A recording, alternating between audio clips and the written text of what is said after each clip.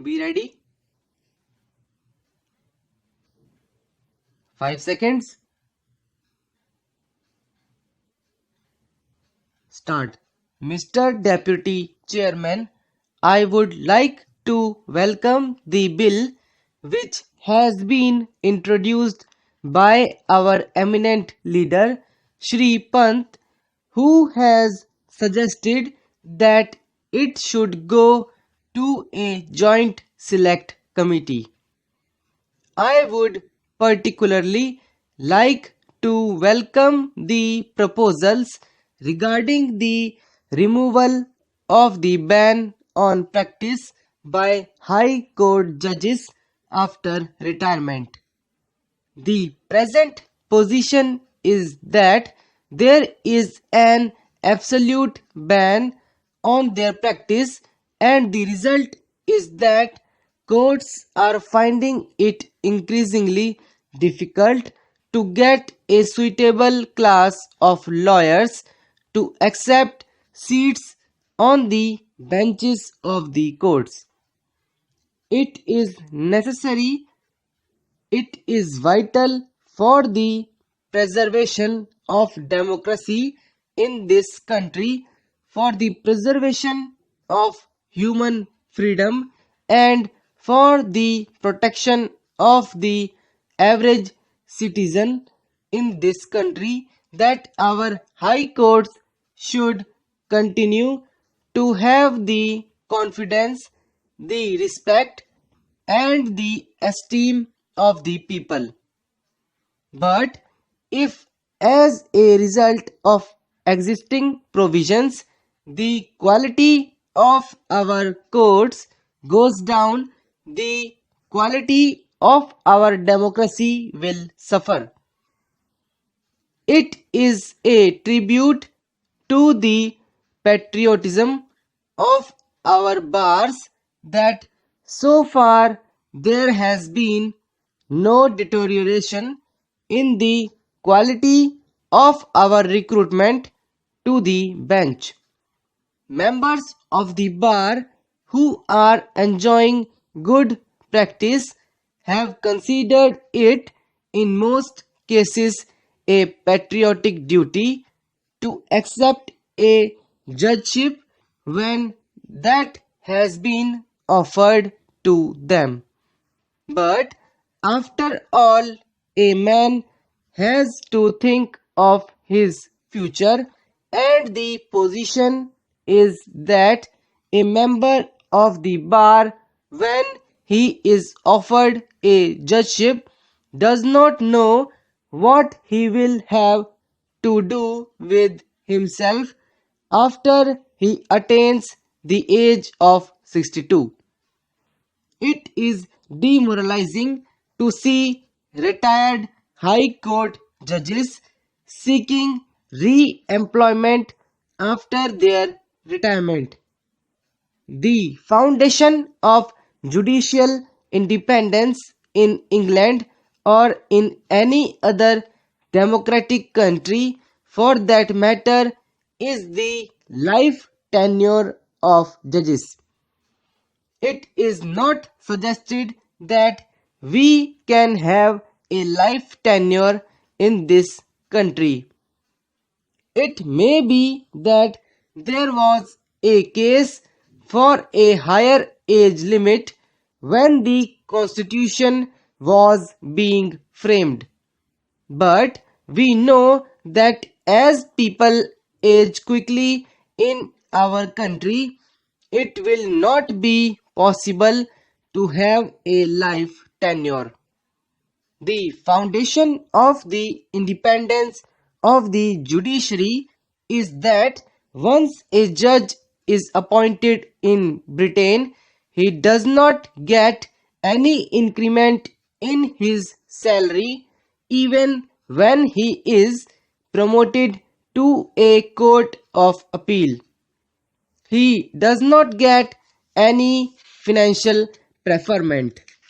Now, I should like to say a few words about the provisions regarding additional or temporary judges. The present provisions regarding ad hoc judges are very unsatisfactory. Our courts are in huge areas. In the court with which I was associated for more than 7 years, we had, I believe, over 25,000 cases in area.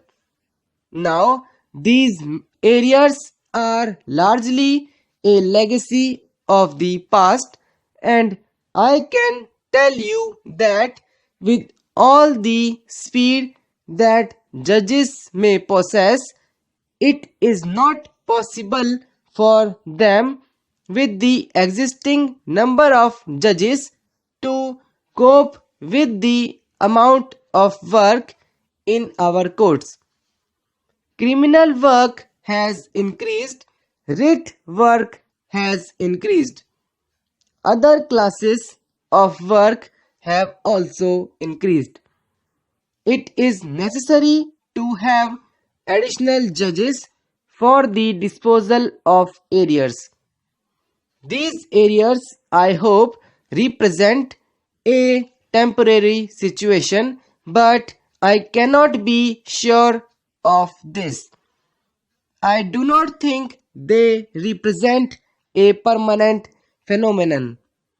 Once these areas have been cleared off, it will be possible for us to fix or to determine the permanent strength of our courts with some degree of assurance. I am therefore glad that advantage is being taken now that the Constitution is being amended to provide for the appointment of additional judges. There were some legal doubts about what an ad hoc judge could or could not do, and it was therefore necessary that provisions for additional judges should be included in the amending bill. I hope that in appointing additional judges, care will be taken to appoint members of the bar who are not likely to revert to the profession after their term as additional judge is over. That is to say, appoint a man whom you are going to appoint as a permanent man in the initial assistance, if you like, as an additional judge, and then confirm him as a permanent judge when the permanent vacancy occurs.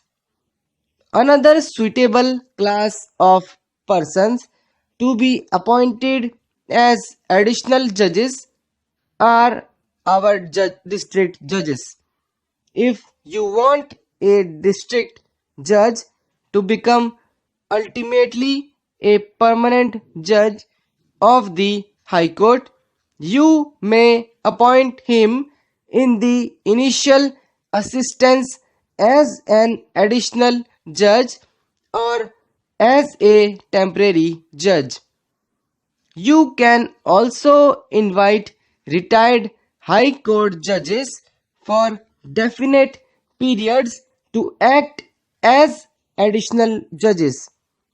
Particularly, this should be the case when a judge goes on temporary leave or on leave for a few months, for in that case, it may not be desirable to appoint a member of the bar to act in his vacancy, because after the judge comes back to the bar, he gets possible advantage which his colleagues do not possess.